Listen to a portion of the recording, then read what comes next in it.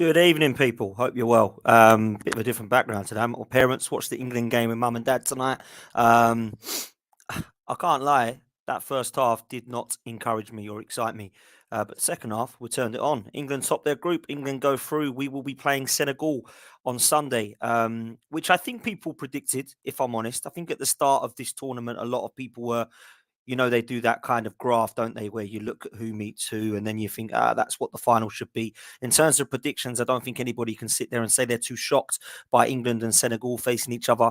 And of course, the USA will play Netherlands. So I think that is probably the better way around that England would like it on paper.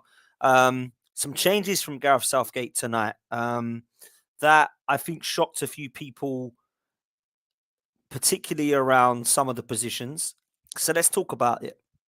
I think the team news for me tonight was a shock that Mason Mount didn't play. He's a player that is a favourite of Gareth Southgate's. I can't lie. It's someone that he does really like to play. But I didn't feel like in the last two games he did much to deserve another start. We saw Phil Foden coming in, which everyone was crying out for. Marcus Rashford come in, both playing ahead of Sterling and Saka, who didn't feature at all tonight. So complete rest for those two. Harry Kane stayed up top. Jude Bellingham came into the number 10 role, which was a very, very surprising selection because Jordan Henderson played alongside Declan Rice. So he's got a little bit defensive minded in the centre of midfield, so to speak, Gareth Southgate. And I think the pundits at half time were saying that it was a little bit lacking in terms of creativity because of that. Other than that, same back four, other than Kyle Walker, who came in for Kieran Trippier, who's obviously just come back from injury. Kyle Walker, same goalkeeper in Jordan Pickford. Now, the first thing I'll say, Wales did nothing. Wales have probably been one of the worst teams in this competition, but it's no shock. I look at their team, I don't really get excited by any of their players. The two players that you would say are top are probably in the decline as footballers. I look at Gareth Bale, I look at Aaron Ramsey now. Their time as footballers are in the decline, and some would say they're done. I think when Joe Allen is one of your better players, you've got some problems. I don't think they've utilised Kiefer Moore as much as I think perhaps they should have in this tournament. I think they should have been hitting him a lot harder with some of the balls. I've been really impressed with him this year for Bournemouth. And I think he's one of the reasons as to why Bournemouth have actually had a half decent start to the Premier League season, to be fair. Some would say that they've been disappointing in games, and I would agree with that. But I think Kiefer Moore has been one of the positives. And I think I would have rather have had my faith in Kiefer Moore holding the ball up than punting it up to Gareth Bale. I do feel personally, though, that there is a lot that England could take away negatively in the first half. I've said it before and I'll say it again. We won't lose many games under Gareth Southgate.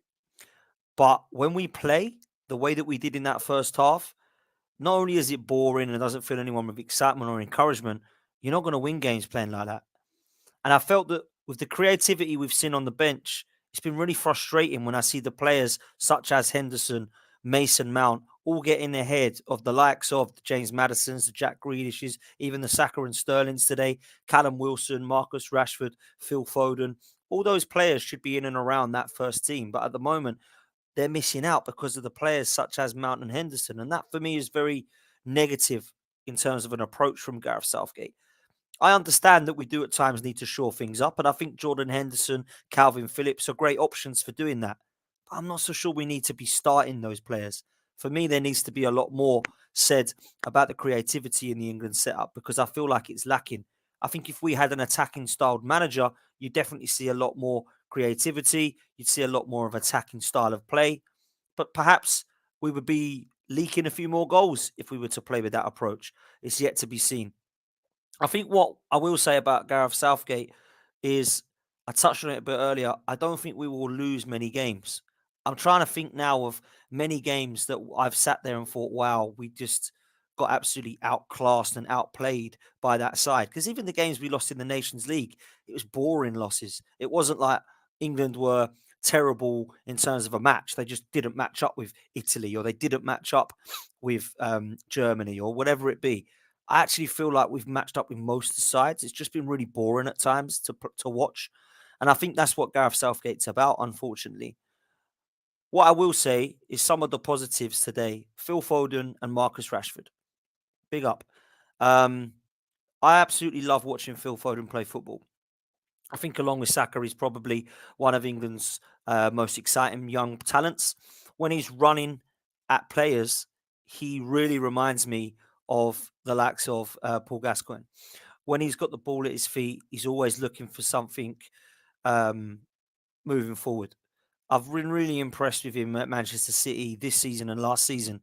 And although I do feel that I'd like to see him in that number 10 role instead of the Bellingham tonight, I still feel that on that right hand side, and particularly in the second half on that left, he was one of the bright sparks and obviously got his goal tonight.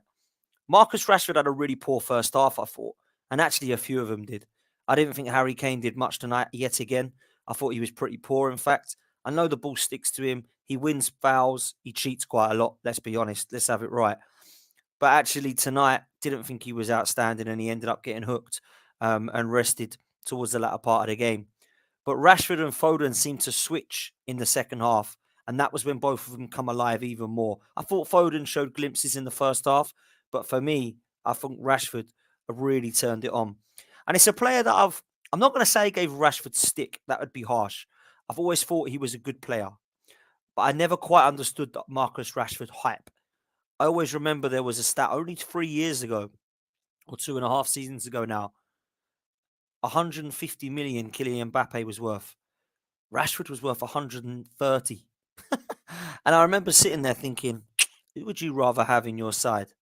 I'm not convinced by Marcus Rashford being that world class talent. Even when he was coming through as a young player, I saw a really good talent, but I never saw a world class one. I always felt there was parts of his game that was lacking. I like his pace. At times, I think his one-on-one finishing definitely needs to be improving. But I do like the fact that he can be an off-the-shoulders option and he can cause some problems. And tonight, that's exactly what he did. I thought the way that he pressed for the second goal that he scored, I think the goalkeeper and defender could have done a bit better, or so they were saying. But I think Rashford, for me, played really well in the second half. Great free kick as well, it has to be said. I thought the goalkeeper perhaps could have done a bit better, but I think it would have taken a pretty decent save to save Marcus Rashford's free kick. To be fair, and I remember Jermaine Genius saying, "I think the goalkeeper would be disappointed." Yeah, maybe, but I didn't really look at it and think it was a howler from the keeper. I actually thought it was a fairly decent free kick, and I think Rashford deserves a lot of credit tonight. So I was quite impressed by what I saw there. I think Jude Bellingham, though, again, particularly in the second half, I'm really liking what I'm seeing from this player. 19 years of age, doing it at Dortmund, got the experience, and for me, 100% looking for a summer move. From what Grizz was saying and Big Steve, it's looking like it's going to be between Liverpool and Manchester City. I just love Arsenal to come in the summer. If Arsenal can have a fantastic season, go in for Bellingham. Just put in a bid. If they turn it down, they turn it down. If you don't want to come, you don't want to come. If he's got his heart set on Man City under Pep, and playing with Haaland again, if he wants to go play under Klopp at Liverpool because apparently he's a Liverpool supporter and his dad's massive Liverpool supporter, then so be it. But at least show the ambition to go and get this player in because he is phenomenal. I think the talent we're going to see and the ceiling he's got is so high that we're going to be talking about this guy for the next 10, 15 years. He's going to be that good. And tonight, I thought in the second half particularly, he was really good. There's little glimpses of his play. I really like his agility. I think he's got that finesse on the ball, that kind of turn, a fantastic amount of vision and awareness that I see from a young player. And I think he's impressed Gareth Southgate because he's been playing him. He's been playing him in most games. He stayed with him. He stuck with him again today. Could have dropped him out for Henderson, but played him in front of him instead of Mason Mount. So he's obviously a big favourite of Gareth Southgate's, and he must be doing something right in training as well as on the pitch because that's what Gareth Southgate's all about. We've got some fantastic players, but I think he does look at what they're like on the pitch, what they're like around him, and consistency is key for me. And that's exactly what Jude Bellingham's been. I thought at the back England were okay. I didn't really see there would be much threat, if I'm honest, from Wales. I thought Stones had a good game tonight. Maguire did everything that he'd had to do. And to be fair to him, has had a good tournament start. I thought Kyle Walker showed a little bit of why perhaps he is that that better option ahead of Kieran Trippier. Quite like Kieran Trippier's delivery, but I think as an all-round right-back, Kyle Walker is definitely better. Luke Shaw seems to be having a consistent performance in an England shirt for Gareth Southgate, and we've seen that over about 3 tournaments now, to be fair to Luke Shaw. Not a huge fan of what he's doing at Manchester United, I can't lie, but I think in terms of an England shirt, you can't really say that Shaw's let England down, and again, played very well tonight. So I don't think it was a shocker from England. I just think sometimes it's a bit boring, guys. Maybe I'm being harsh. I don't know what you guys thought in the chat. We'll have a look in a minute. Get your questions in before we do wrap this stream up. I want to talk to a little bit about where we think England are going to go and how far we can get. I think when you do that chart that I talked about, who's going to play who, where they're going to meet, who's going to meet who, what side of the draw are we? I always felt that England would probably stumble against France in the semi-finals, and that was the one that I could flip a coin. I think Mbappe running at Maguire and Trippier or Walker is going to be ridiculously hard. I think Giroud's going to be a handful. I've been really impressed with what I've seen from Tchouaméni and Rabiot in the France midfield. I think Dembele is always a threat, and Griezmann is going to use his experience there too. They've got players to come on from the bench there. They defensively look pretty solid with Konaté and Saliba sitting on their bench. Proves how good Varane and Upamecano have been. Solid fullbacks at France. But I will say they've always got a chance of being caught out. Hugo Lloris is a guy that makes some clangers. Yeah. So it could be that we can scrape past them if we get there. We've still got Senegal to get past. I'd like to think we can. I've not been massively impressed with them. I think with Sadio Mane missing through injury, Senegal are definitely weaker. We've already seen this season how it's affected Liverpool and how much of an important player Sadio Mane is to the team, not just individual quality that he brings. I think personally, that's going to affect them.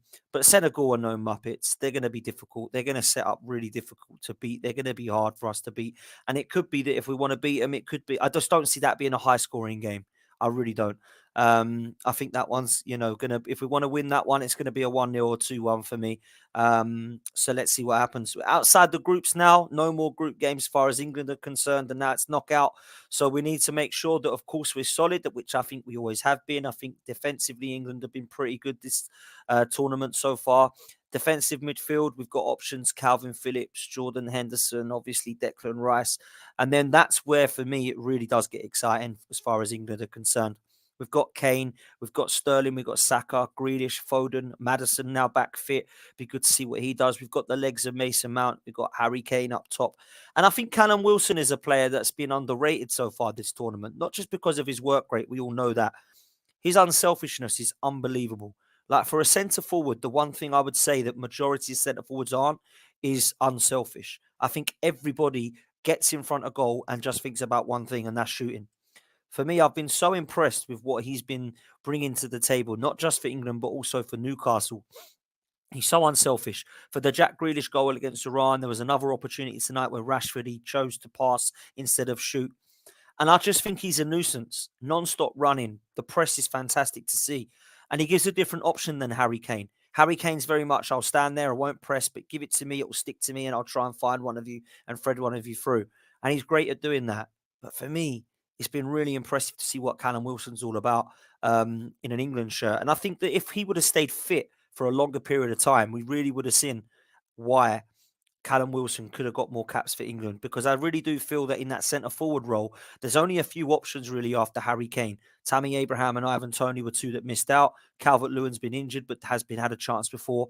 But I actually do think all round, Callum Wilson is probably as good, if not better, than the majority of those. So I'm really glad that he's getting his chance, because I've been really impressed. Guys, smash a like on this video. Make sure you get me up to the likes. It's so important for me. If you're watching on Catch Up, do exactly the same thing. Subscribe to the channel, absolutely free. I'm on my road to 7K, people. If you can get me there, it would be much appreciated. Going to be bringing you a lot of World Cup content. And of course, during this week, you'll see some surprises, because I've got some guests coming on that are going to be doing some Premier League stuff, and it's going to be a bit of a twist.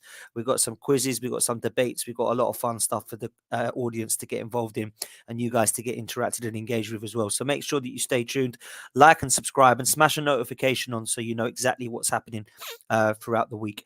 Make sure you do that, please. Let's see what people are talking about in the chat. Andrew Ellis is talking about Rashford. He says that Ten Hag has improved Rashford, but he's a good player as a United fan, never a world-class player. I think that's fair, Andrew, and I actually agree with you wholeheartedly. I believe Ten Hag has improved not just Marcus Rashford, but a couple of players in that Manchester United setup, and it looks now like he's the right guy to take you forward. I think what Marcus Rashford can do is show some consistency. And I think he's starting to do that a bit more, particularly this season. And fair play to him because he's coming to the England setup tonight, particularly in that second half, and has done very well. He's saying, get me loads of likes. Make sure that you do that, people. Mum's in the chat saying, hit the likes. Luca, big up yourself. Come on, England. And when we're talking about France, Andrew's also talking about Enzo Fernandez, better than Jude Bellingham. I've got to admit, I'm a huge, huge fan of what I've seen from Jude Bellingham, and at the moment, he's the one that really does excite me in this England setup. So let's see what happens. Guys, we're going to end it there. I think this World Cup at the moment has started to get a little bit more exciting. I've seen some really good games this week in particular. Sorry, a few days ago in particular, talking about the Ghana result. Ghana beating Korea 3-2. We saw the draw, the 3-3 draw, only a few days ago as well with Serbia and someone remind me, who was it? Who was it? Was it Senegal? Yeah, it was Senegal. I'm sure it was. So it's starting to kick off now, and I am looking forward to seeing this progress. I still like Brazil. I still like France. I still like what Spain are doing.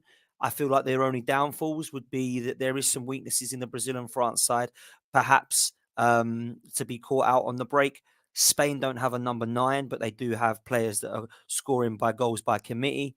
Argentina are still relying too much on their 35-year-old GOAT Messi for me to have a chance of winning this. So, of course, England have got a chance. Everybody has that's in this competition.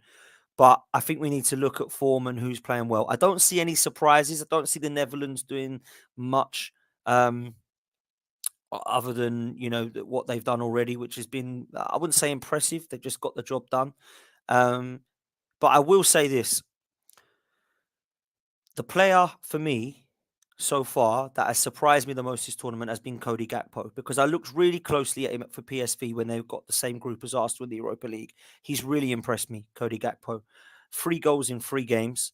Along with Mbappe, for me, I think you've got to look at him so far as being one of the players of the tournament. He's been really, really surprising. So it's between Arsenal and Manchester United from what I hear. And I'd really like to see Arsenal go for him. I think he'd be an upgrade on Eddie Nketiah. He's a 6'1" centre forward that can play left, right as well. Probably known as a winger, but certainly playing more down the centre for Holland. So I'd like to see us go for him in the summer. I don't think it's a January move. I think it's a summer move as far as I'm concerned. But I'm hearing quite closely and reliably that he is probably looking to favour Manchester United because, of course, they don't have a centre forward. And if you're going to try and get in the Man United or Arsenal side, you can have more chance getting in the Man United side at the moment without a centre forward. Now Ronaldo's left than you are getting ahead of Jesus, Saka and Martinelli. So perhaps he's going to want to favour a move to Manchester. Guys, we're going to leave it there. I'll be back tomorrow. I'm going to be with Tobes. I'm going to be with Lawless. And you don't want to miss this one. Tomorrow at 6 p.m, people. Make sure you smash a like on your way out. Make sure you like and subscribe. And make sure that you hit the notification bell. And we will see you tomorrow, people. Take it easy and up the Arsenal.